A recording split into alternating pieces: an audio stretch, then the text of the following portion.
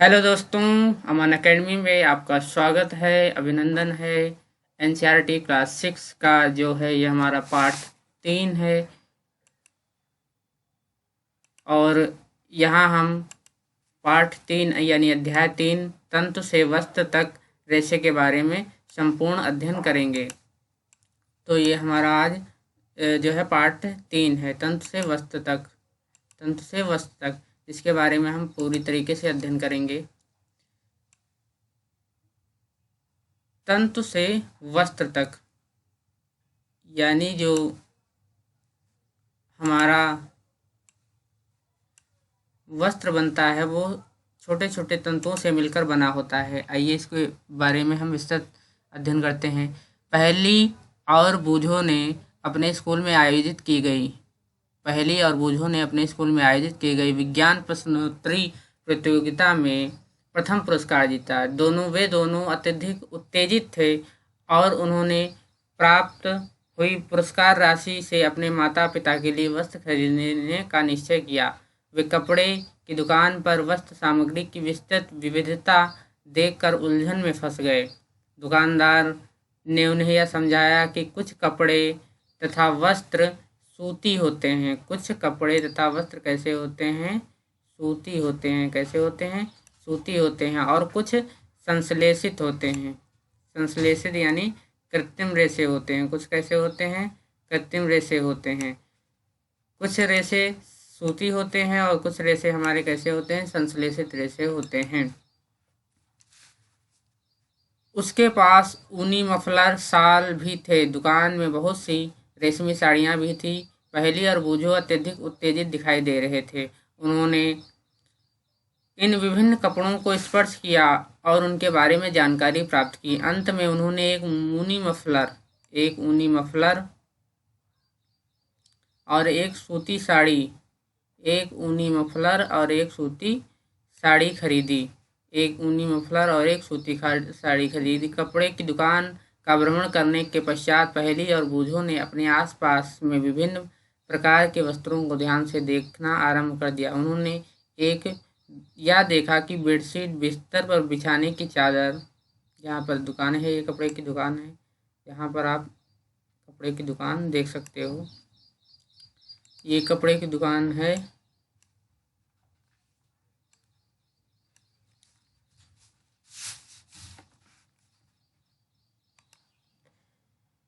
कंबल, पर्दे, मेजपोश, तौलिया और झाड़न यानी डस्टर आदि ये सभी भिन्न भिन्न प्रकार के कपड़ों से बने हैं। यहाँ तक कि उनके अपने बस्ते तथा बोरे भी विभिन्न प्रकार के वस्त्रों से बने हैं। उन्होंने इन सभी वस्त्रों की पहचान सूती वस्त्र, ऊनी वस्त्र और रेशमी वस्त्र अथवा संश्लिष्ट वस्त्र यानी कृत्रिम रेशे के रूप में की। क्या आप भी इन वस्त्रों में से कुछ की पहचान कर सकते हैं? एक क्रियाकलाप दिया हुआ है, इसको ध्यान से देखिए। अपने पास के दर्जी की दुकान का भ्रमण कीजिए। सिलाई के बाद बचे कपड़े की कतरन एकत्र कीजिए। कपड़े की प्रत्येक कतरन को स्पर्श करके उसके स्पर्श का अनुभव कीजिए। दर्जी की सहायता से उससे पूछकर कुछ कपड़ों पर सूती, रेशमी, ऊनी, संश्लिष्ट के लेबल लगाने का प्रयास कीजिए। क्या आप यह जानते हैं कि ये विभिन्न प्रकार के कपड़े किस प्रकार बनते हैं? जब आप किसी कपड़े का अवलोकन करते हैं तो वह एक सतत टुकड़ा प्रतीत होता है। इसे ध्यान से देखिए। आपने क्या देखा? ये कपड़े का एक कतरन है। जब इसको आप बड़ा करके देखोगे तो इसमें ये धारियाँ बनी आपको दिखाई देंगी। सूती कपड़े का वही टुकड़ा चुनिए जिस पर आपने क्रियाकलाप 1 में लेबल लगाया था। जिसके एक सिरे पर कोई ढीला धागा या तागा ढूंढने का प्रयास करिए और इसे बाहर खींचिए। यदि कोई ढीला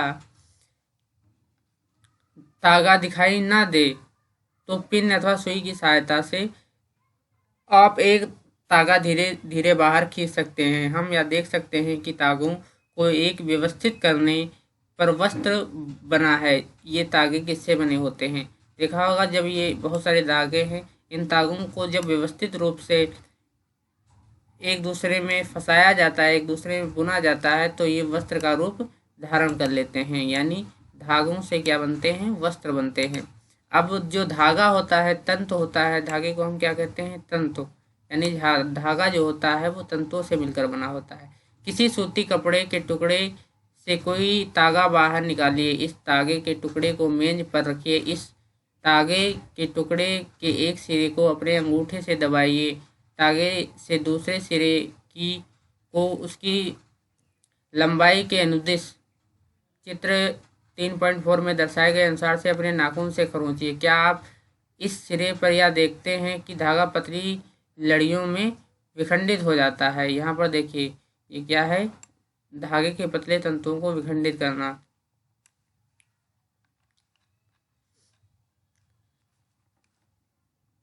सुई में धागे को पिरोने यानी डालने का प्रयास करते समय भी आपने ऐसा ही प्रेक्षण किया होगा। कई बार तागे का यह सिरा कुछ पतली लड़ियों से पृथक हो जाता है। ऐसा होने पर तागे को सुई के नोक से गुजारना कठिन हो जाता है। तागे की ये दिखाई देने वाली पतली लड़ियां भी और अधिक पतली लड़ियों से मिलकर बनी होती हैं, जिन्हें हम क्या कहते हैं? तंतु कहते हैं। यानी ये जो तागे की जो लड़ियां बनी होती हैं, तागे की जो लड़ियां बनी होती हैं, ये पतले पतले तंतुओं से मिलकर बनी होती हैं। किससे मिलकर बनी होती हैं? तंतुओं से, और जिन्हें हम क्या कहते हैं? तंतु कहते हैं। वस्त्र तागों या धागों से मिलकर बनते हैं तथा तागे भी आगे तंतुओं से मिलकर बने होते हैं। ये तंतु कहाँ से आते हैं? जो तागे होते हैं वो तंतुओं से मिलकर बने होते हैं, और जो तंतु होते हैं वो कहाँ से प्राप्त होते हैं? कुछ वस्त्रों जैसे सूती, जूट, रेशमी तथा ऊनी तंतु पादप तंतु, यानी कुछ वस्त्र होते हैं जो सूती, जूट, रेशमी और ऊनी वस्त्र होते हैं। इन ऊनी वस्त्र होते हैं, ऊनी वस्त्र जो होते हैं वो तंतु, जो उनके तंतु होते हैं वो पादप तंतुओं से बने होते हैं, यानी ये पौधों से प्राप्त होते हैं। तथा कुछ जंतु ऐसे होते हैं जो जो कुछ तंतु ऐसे होते हैं जो जंतुओं से प्राप्त होते हैं। इन्हें हम प्राकृतिक तंतु कहते हैं। क्या कहते हैं? प्राकृतिक तंतु कहते हैं। इन्हें हम प्राकृतिक तंतु कहते हैं। रुई तथा जूट पटसन पादपों से प्राप्त होती है। ये ध्यान रखिएगा कि रुई तथा जूट जो होता है वो पादप से प्राप्त होता है। होने वाले तंतुओं के उदाहरण हैं ऊन तथा रेशम, तंतुओं से प्राप्त होते हैं। ऊन तथा रेशम जो होता है वो जंतुओं से प्राप्त होता है। ये किससे प्राप्त होता है? जंतुओं से प्राप्त होता है। ऊन भेड़ तथा बकरी की कर्तिन ऊन से प्राप्त होती है। इसे खरगोश, याक तथा ऊँट के बालों से भी प्राप्त होता है। ये ध्यान रखिएगा कि जो ऊन जो होती है वो खरगोश, याक तथा ऊँट के बालों से भी प्राप्त किया जाता है। ये बहुत ध्यान रखने योग्य बात है। रेशमी तंतु रेशम कीट कोकून से खींचा जाता है। यानी जो रेशमी तंतु होता है वो रेशम कीट कोकून से प्राप्त होता है। हजारों वर्ष तक वस्त्र निर्माण के लिए केवल प्राकृतिक तंतुओं का ही उपयोग होता था। पिछले लगभग 100 वर्षों में ऐसे रासायनिक पदार्थों जिनका स्रोत पादप अथवा जंतु नहीं है, ये तंतुओं का निर्माण किया जाता है। ऐसे तंतुओं को हम क्या कहते हैं? संश्लेषित तंतु कहते हैं। यानी ऐसे तंतु जो रासायनिक पदार्थों से प्राप्त होते हैं, इन तंतुओं को हम क्या कहते हैं? संश्लेषित तंतु कहते हैं। जैसे पॉलिस्टर हो गया, नायलॉन हो गया, एक्रिलिन हो गया, ये सब संश्लिष्ट तंतुओं के कुछ उदाहरण हैं। यानी ये संश्लेषित तंतु कहते हैं। ये रासायनिक पदार्थों से मिलकर बने होते हैं, ये याद रखिएगा। ठीक है।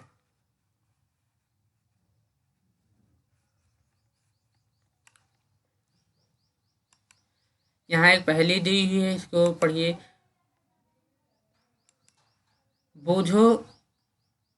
बोझो ने यहाँ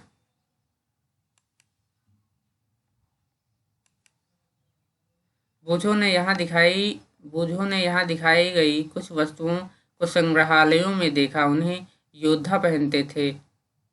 वह यह जानना चाहते हैं कि क्या ये भी किसी प्रकार के तंतुओं से मिलकर बने होते हैं। देखा होगा जब युद्ध में कोई योद्धा लड़ने जाता था तो उसके ऊपर वो भी एक प्रकार के वस्त्र पहनता था। क्या वो वस्त्र भी इन्हीं वस्त्रों की तरह थे? चलिए आगे देखते हैं। कुछ पादप तंतुओं के बारे में हम जानते हैं। कुछ पादप तंतु कौन कौन से होते हैं। नंबर 1 है रुई। रुई किससे प्राप्त होती है ये हम पढ़ेंगे। क्या आपने कभी तेल के लैंपों की बत्तियां बनाई हैं? इन बत्तियों को बनाने के लिए आप क्या उपयोग में लाते हैं? इस रुई का उपयोग गद्दों, रजाइयों अथवा तकियों में भी किया जाता है। कुछ रुई लीजिए, इसे खींचकर पृथक कीजिए और इसके किनारे को ध्यान से देखिए। क्या आपने प्रेक्षण किया है कि छोटी पतली लड़ियां हैं जिन्हें आप देख रहे हैं, कपास के तंतुओं से बनी होती हैं। ये किससे बनी होती हैं? कपास के तंतुओं से मिलकर बनी होती हैं। रुई कहाँ से आती है? इसे खेतों में उगाया जाता है। साधारणतया कपास के पौधे से। जो रुई होती है वो किससे प्राप्त होती है? कपास के पौधे से। वहाँ उगाए जाते हैं जहाँ काली मिट्टी एवं जलवायु उष्ण होती है। ये ध्यान रखिएगा, जो कपास होता है इसके लिए काली मिट्टी ज़्यादा महत्वपूर्ण होती है। यानी काली मिट्टी में कपास अच्छी तरीके से उगता है। और जलवायु कैसी होनी चाहिए? उष्ण होनी चाहिए, यानी हल्की गर्म होनी चाहिए। क्या आप ऐसे कुछ राज्यों के नाम बता सकते हैं जहाँ हमारे देश में कपास की कृषि की जाती है? कपास पादप के फल को कपास गोलक कहते हैं। ये याद रखिएगा, जो कपास के पौधे का फल होता है इसको हम कपास गोलक कहते हैं। लगभग नींबू की माप के होते हैं। पूर्ण परिपक्व होने पर बीज टूटकर खुल जाते हैं तथा अब कपास तंतुओं से ढके बिनौले यानी कपास के बीज को देखा जा सकता है। क्या आपने ऐसा कपास खेत देखा है जो कपास चुनने जाने के लिए तैयार हो चुका है? इस समय खेत कपास के परिफुल्लों यानी रोमों से इतना श्वेत हो जाता है जैसे हिम ने ढक लिया हो। यानी जब कपास पौधों में पूरी तरीके से निकल आता है तो ऐसा लगता है कि ये जगह पूरी तरीके से बर्फ से ढकी हुई प्रतीत होती है। कैसी प्रतीत होती है? बर्फ से ढकी हुई प्रतीत होती है। साधारणतया इन कपास बालों से कपास को हस्त चयन द्वारा प्राप्त किया जाता है। इसके पश्चात कपास के बीजों को कंकतन द्वारा पृथक किया जाता है। इस प्रक्रिया को हम क्या कहते हैं? कपास का ओटना कहते हैं। यानी कपास के धागों को, कपास को बीजों से निकालने की प्रक्रिया को हम क्या कहते हैं? कपास का ओटना कहते हैं। पारंपरिक ढंग से कपास हाथों से ओटी जाती है। आजकल कपास ओटने के लिए मशीनों का भी उपयोग किया जाता है। ये देखिए, एक व्यक्ति यहाँ पर क्या कर रहा है? कपास को ओट रहा है। यानी कपास को उसके बीजों से, यानी बिनौला जो होता है बीजों से, उसको अलग कर रहा है। फिर दूसरा है जूट यानी पटसन भी इसको कहते हैं। क्या कहते हैं? जूट यानी पटसन। पटसन तंतु को पटसन एक यानी जूट का पौधा होता है के तने से प्राप्त किया जाता है। ये ध्यान रखिएगा कि जो पटसन होता है वो तने से प्राप्त होता है। किससे प्राप्त होता है? तने से प्राप्त होता है। किससे प्राप्त होता है? तने से प्राप्त होता है। भारत में इसकी खेती वर्षा ऋतु में की जाती है। भारत में पटसन को प्रमुख रूप से पश्चिम बंगाल, ये याद रखिएगा कि जो पटसन होता है इसकी खेती मुख्यतः पश्चिम बंगाल में, बिहार, असम में उगाया जाता है। सामान्यतः पटसन फसल के पुष्पन अवस्था में काटते हैं। यानी जैसे इसमें फूल निकलने लगते हैं उसी अवस्था में इसको काट लिया जाता है। और फसल कटाई के पश्चात पादपों के तनों को कुछ दिनों तक जल में डुबा कर रखते हैं। ऐसा करने पर तने गल जाते हैं और उन्हें पटसन तंतुओं से हाथों द्वारा पृथक कर लिया जाता है। और वस्त्र बनाने से पहले इन सभी तंतुओं को धागों के रूप में परिवर्तित किया जाता है। ऐसा कैसे किया जाता है? तो इस क्लास में हम आज इतना ही पढ़ेंगे। ये तंतु से रेशे के रूप में जो है हमारी भाग एक है और इसका पार्ट 2 जो है हम जल्द लाएंगे। अगर हमारे वीडियो आपको कैसे लग रहे हैं, लाइक शेयर कमेंट करके हमें बताएं। धन्यवाद।